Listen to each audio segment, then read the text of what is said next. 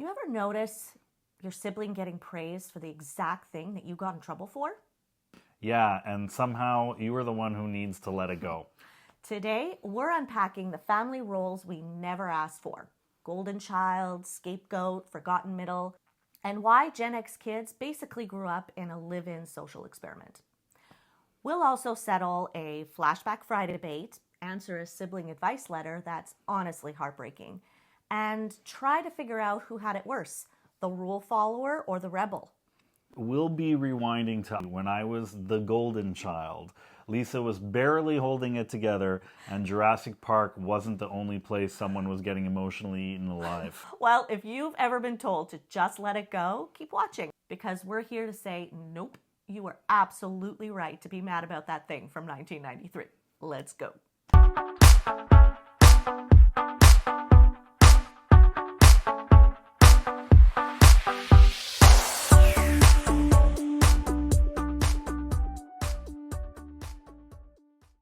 Welcome to the 90s mystery. And the big question, Josh, is did birth order actually decide your fate in the family, or is it just what therapists want us to believe? So it's pretty simple in our family, youngest, oldest. Mm-hmm. I think, Compared to you, like our mom. yeah, like one of 17 there, a little much. In terms of having siblings, I barely made it with you. Do you know? Okay, poor you, huh? I know. Oh, you had to Feel for me. suffer. The oldest paves the way. Let's just face it. The oldest paves the way. Every time. I had to go through the shit so that you could just sail on through. I'm just like, do you mean literally? Yeah. Okay. They had to get all of the kinks out with me, and by the time they got to you at that stage, 6 years later, I was like, been there, done that. It's true. It's always easier the second one. Always easier the second one.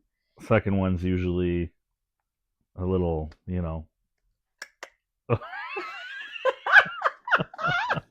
Yeah, is that what you were aiming for? No, not really. I was gonna say a little bit more brighter. Oh.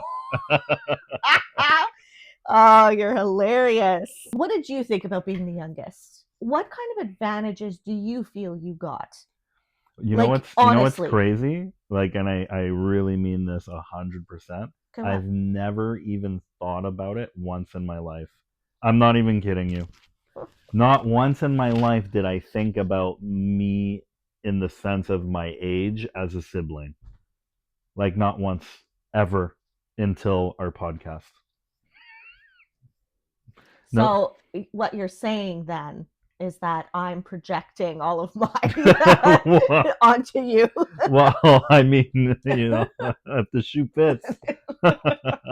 I mean, we were so far apart. I know. So, it's like, obviously, if someone was like, do you have a sibling? I'd be, well, yeah, obviously I have a sister. But like, like Jet and Fallon are like so close together, right? 2 years apart. So it's like they're intertwined. Friends come over, they're able to kind of, versus like, by the time I had a friend over, you were like this age, right? Yep. So it was kind of like, well, think about it. You were starting grade 1 and I was starting high school. Yeah. It's like very different. You were starting high school and I was having my first kid. Yeah, that's it. So I mean, we were in different life. Yeah. So I feel like we've connected more as adults. I almost feel like in some ways I was an only child. Not in like not in a negative way or anything. No. I just mean in the sense of like, because of that spread. Yeah. So like there was almost like there was gaps. Right? Like when you went to PEI, right? And you lived in PEI and so there was like gaps where it was like, oh, okay, Lisa's like doing her own thing. Yeah. So do you feel like you were kind of, maybe not forgotten, but maybe like left to your own devices more? Not really. I feel like there's probably a lot of parents that don't do that kind of stuff even in your 40s. I'm sure, so in some ways, I guess we're forever kids in their minds, right? Yeah. when I was like 19, 20, living in PEI, you and mom had moved back here already. Mm-hmm. So I was like in a different province all by myself. Mm-hmm. And I like never talked to her. Mm. I think I called her at Christmas. Do you know what I mean? And now as a parent, I'm mortified. I'm like, that was heartless. Like, at least call the woman every Sunday to tell her you're alive. You know what I Mm-hmm. mean? Like, but I think that's normal though. I do too. In a way, though, I think it was normal then. I don't think it's normal now. Yeah, like I mean, if you want to talk about that, I mean, there was a bazillion gaps where I didn't talk to anyone in the family. Mm-hmm. So, I mean, Mm-hmm. there was years Yeah. that But went is it by. our generation? Because I don't like. I mean, now you're seeing kids living at home still like late 20s. No, I don't think I actually don't think it's our generation. I think it's just how we look at family Us, like our family.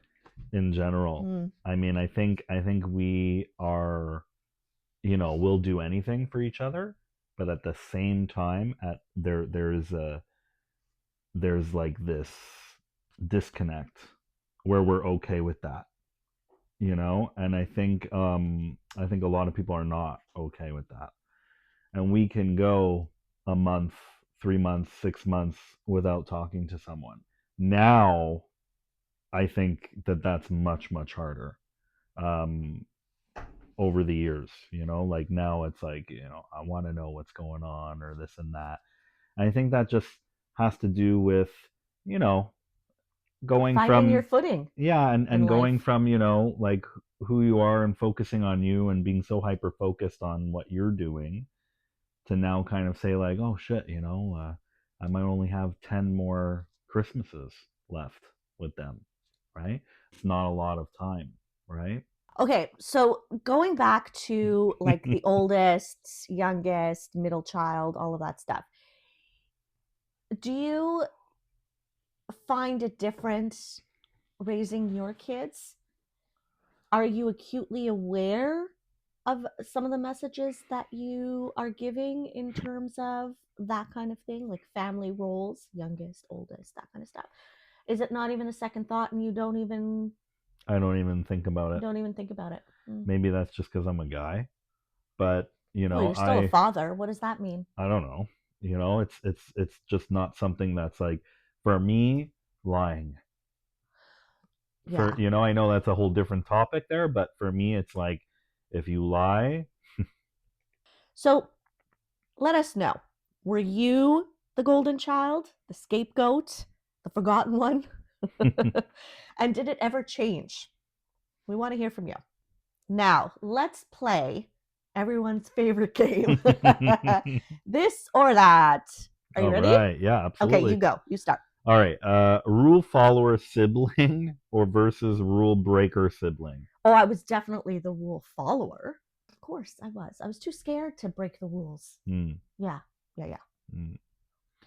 Well, what about you? Rule follower or rule breaker? Well, I mean, I'm pretty sure I was pretty much the rule breaker. Yeah, I think so too. Good. I'm glad you Here agree. shows here shows my envy. I was so envious of you. Okay, shotgun seat or control of the remote? Shotgun seat. Yeah, I always wanted. Well, we didn't have like I grew up. We didn't really have a car. Hmm. Um, so for me, it was more like control of the remote. Man, just give me the remote. All right. Oldest child pressure versus youngest child chaos. Well, clearly, I'm gonna have the older child Yeah, I'm pressure. gonna have the opposite. Doing the chore or pretending not to hear? I know your answer. I know your answer. Pretending not to hear, for Yeah, sure. because because of that, I was always the one that did the chores. Jeez, man. Jeez. Oh my gosh. Okay. Being mom's favorite versus being dad's favorite.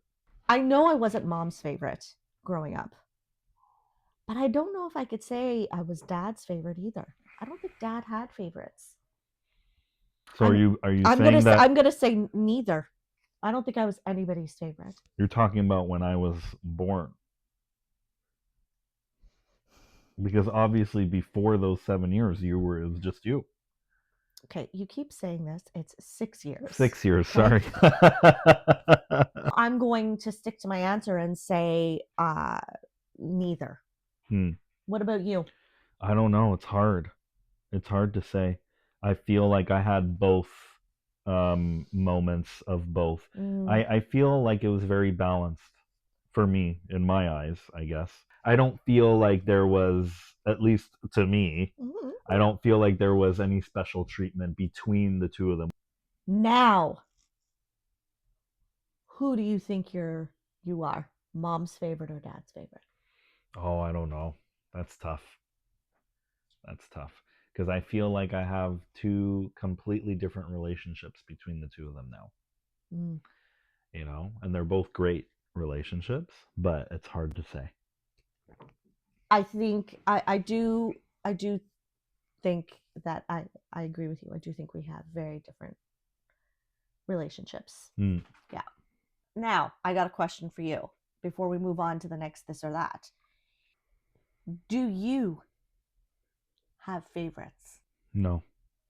I don't have favorites with my kids. I don't have favorites with my parents. I don't have favorites with anything. So, you know why I think I'm not getting upset about this like topic of favorites is because now as a parent I realize that favorites, it's not about favorites. It's about who you're connecting with more at a certain time in life. And it has it's nothing bad to do with any other person. Yeah, for sure. Do you know what I mean? Yeah, you could be connected more at one point in life and then less in the other. Exactly. Getting blamed versus always blaming. I'm going to say I always felt like I was getting blamed. Okay. What about you? I mean, me too. But I think every child is going to say that. I know. It's I would love life to is see. So unfair. I would love to see a child being like, "Oh yeah, I always blame." Yeah, okay. You know? Yeah. Oh my gosh. So praise with pressure or freedom with neglect? I don't even understand that. Okay, so praise, you got praised a lot, but it came with pressure, versus you had a lot of freedom, but you felt neglected. I feel like my kids have so much freedom compared to us. I mean so much freedom. I mean the amount of freedom is like, oh my god. If they were living in our lives, and our lives were not horrible, but if they were living in our they would not know what to do. They would not survive. They would not survive. Okay, so let's just say freedom with neglect by default. Because not that we weren't praised, but if it's praise with pressure, then we didn't have that. I don't know. We didn't have that. I don't know. My memory's so wonky with this stuff. Okay. I'm telling mom versus snitches get stitches. Well, I know what you're going to say about me. Jeez. Oh my gosh. No, I think, listen, honestly, Josh, I think despite the one incident of 94 that we keep going back to year after year after year. Oh my god. Okay, to rehash, I think we were pretty like snitches get stitches. Being the family therapist versus being the family ghoster. Family ghoster. Yeah, I'm the family therapist. It's like, hands down, without even thinking. Overachiever or underdog? I'm going to say underdog. What? I was never an overachiever. What are you talking about? You were an underdog? Well, yeah, I was never an overachiever. I always looked at you like an overachiever. Are you serious? Mm-hmm. In what way did I overachieve as a single mother at 20? In what way? Please enlighten me. Well, shit, that was way better than my situation. Christ. Oh my goodness. At least you brought life into the world. Fucking Christ. You're crazy. Oh my god. Josh, I swear. All right. This next one comes from a listener who's fighting the golden child curse Oh boy. decades later. All right, let me read this one. Dear siblings, my sister was always the golden child. Even when I succeeded, it wasn't enough. Now we're in our 40s and our parents still act like I'm the screw up, even though I'm the one helping them pay bills and manage everything. Should I confront them or let it go and keep the peace? Yeesh. I think the problem with this is that the writer is looking at success from a financial standpoint because they're saying, I'm helping the parents with the bills and to manage everything. And, the parents might not be looking at success in the same way. So I think, at least in my eyes, I think it's about what they see and how they see it. So I think a conversation is definitely needed to figure out, like, why do you say these things to me, or why do you act this way, because I'm doing XYZ. And then from that, they should at least be like, oh well, I never thought about XYZ. Like, that's not why, Mm-hmm. so and so. I don't know. That's how I look at it. Like success, some people are like, have no money, but they have like the best work life balance ever, and they're like, I'm successful, you know? And then you have others who are like, you're not successful unless you have $1 million in your bank account, right? You're right. It depends on what success means. However, it shouldn't I'm not saying it doesn't, Mm-hmm. but it shouldn't be about how or what other people think success should be. It should be what you think success is. Mm-hmm. And what I'm reading from this is that this writer is very much focusing on what they think Mm-hmm. success is. I think we're saying the same thing technically. Oh, okay. That's how I feel, right? Like, you're so hyper But focused on what they're doing, so it's making you feel like shit. also like or let it go and keep the peace. Keep the peace. Like if you confront them and say, "Why what is it about my success that's not enough?" for example, Mm. why would that not be a peaceful conversation? How like I'm wondering Well, it like what depends. are Yeah, wow. that's it. It depends on the situation, I guess, with them, right? Well, chances are, there's probably some, I don't know, some miscommunication issues over there. Mm, yeah, clearly. I'm going to get a little personal. So, it's a different scenario, but I think the end is is what counts. So, my oldest child went through quite a few like really big life experiences, okay? And I as a mother was so focused on what did I miss? What the fuck did I get wrong? Mm-hmm. That I was so focused on looking at myself and what I missed and how I felt and what I understood and didn't understand and what I wanted and what I didn't want that I failed to see the human being in front of me. Mm-hmm. Okay. Once I realized that even though this was my child, essentially a part of you, right? Mm-hmm. It isn't you. Right. You don't own them. You do not own them. You obviously, it's like unheard of to not have hopes and dreams for your child. Of course you are. Mm-hmm. But there has to be some sort of a division between what you would love and then the reality of it, Mm-hmm. right? Yeah. At the end of the day, I'm sure mom and dad had wonderful dreams about what we could achieve or what they would like us to have been, Mm-hmm. right? And but I know now that both of them, they look at us like successful adults. They're proud of us, Mm-hmm. of our achievements, right? Mm-hmm. And I think you need to kind of take a step back and realize the damage that you're doing by holding on to what you want Yeah. instead of just allowing what's there to flourish. Mm-hmm. Does that Yeah. make sense? We don't own them, and we like to pretend we do, and but they're their own people. We brought them into the world. That's the biggest gift. Yeah. But other than that, like we have to let them be. Yeah. Like, what is the goal of parenting?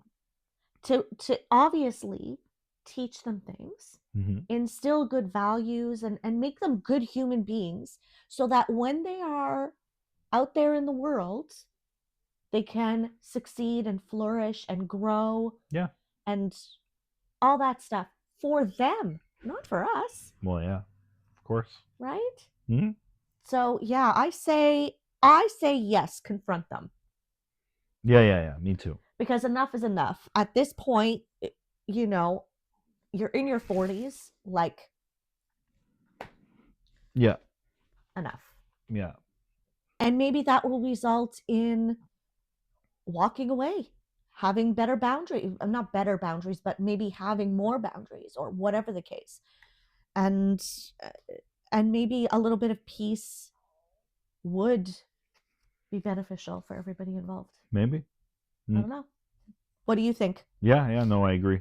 I Yeah, agree. Yeah, I think there needs to be a conversation. yeah, for sure. Mm. Okay, time for me to finally talk about the bug incident. Back to the late 80s. Maybe you were 7 or 8. So you may not remember this. I'm springing this one on you. I got in trouble with mom. Okay. And you sat on her lap and said, I'll never be like that, mom. I love you. Oh my gosh. You pissed me off. You were annoying. And I kind of killed your bug collection. Do you remember that? No. I've been holding this guilt for so long, Josh. No, it was really like cruel. You know, I was a very nice person. I was not a very nice person. Good to know. Good to know you're vengeful. I know, right? Horrible person that I am. What is one of the punishments that we got in the 90s was set like a very 90s style punishment Hmm. that you wouldn't necessarily have now? The wooden spoon, The wooden spoon, yeah, for sure. the belt. Oh, yeah.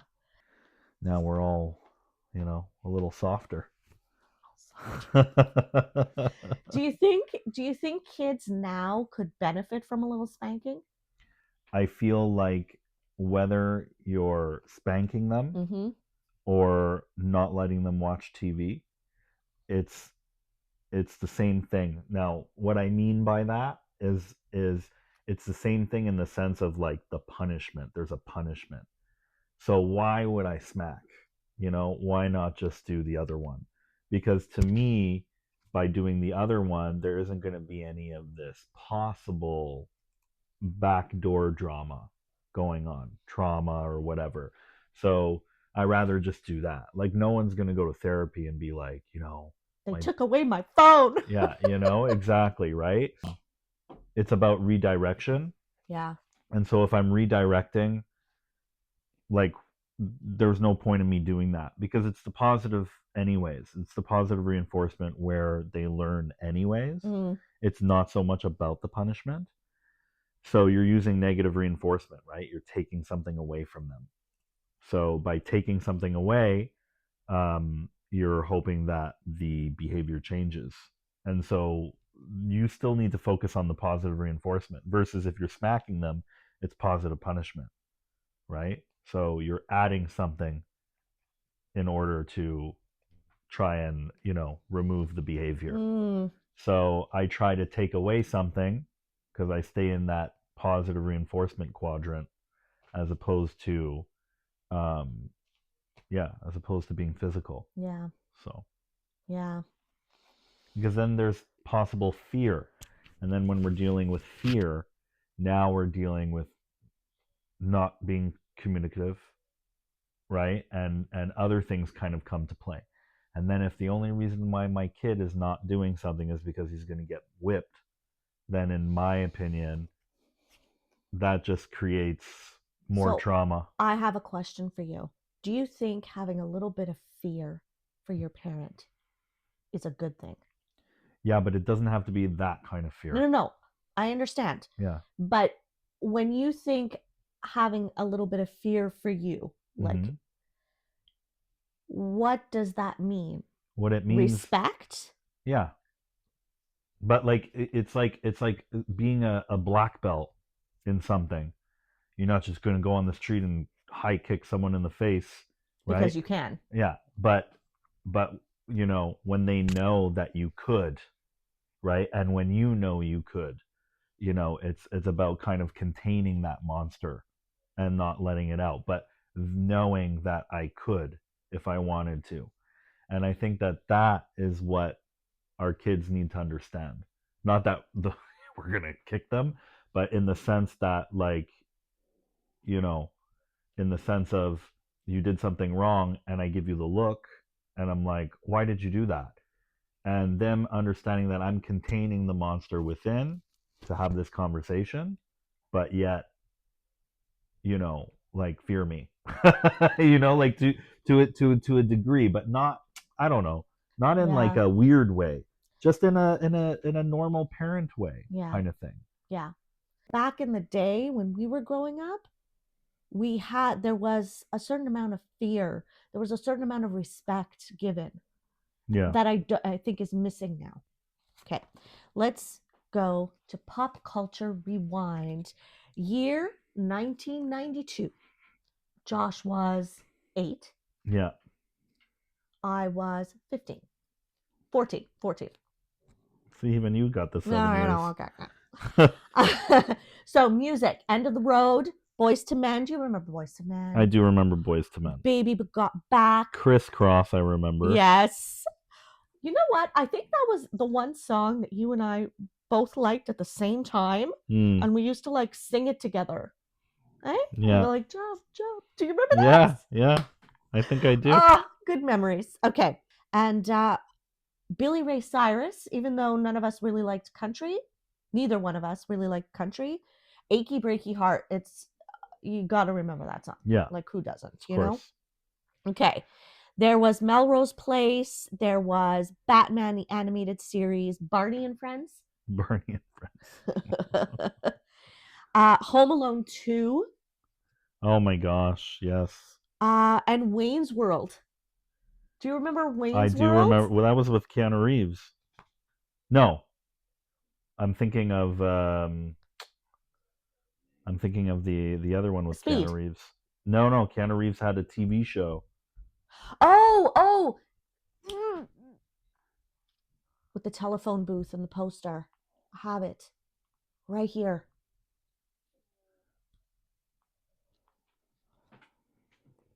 The Adventures of Bill and Ted. Oh, that was it. I knew it was The Adventures of something. Yeah, Bill and Ted, Excellent Adventure. Yes! 1989. Yeah.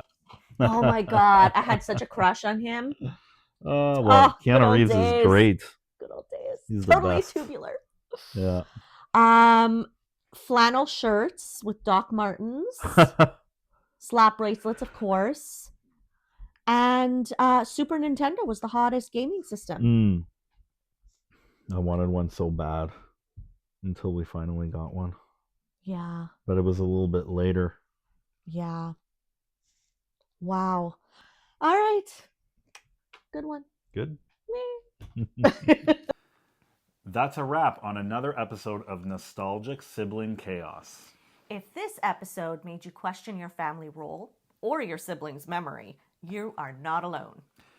We've got plenty more dysfunction where that came from, let me tell you. So whether you're listening or watching, keep going. Double dare.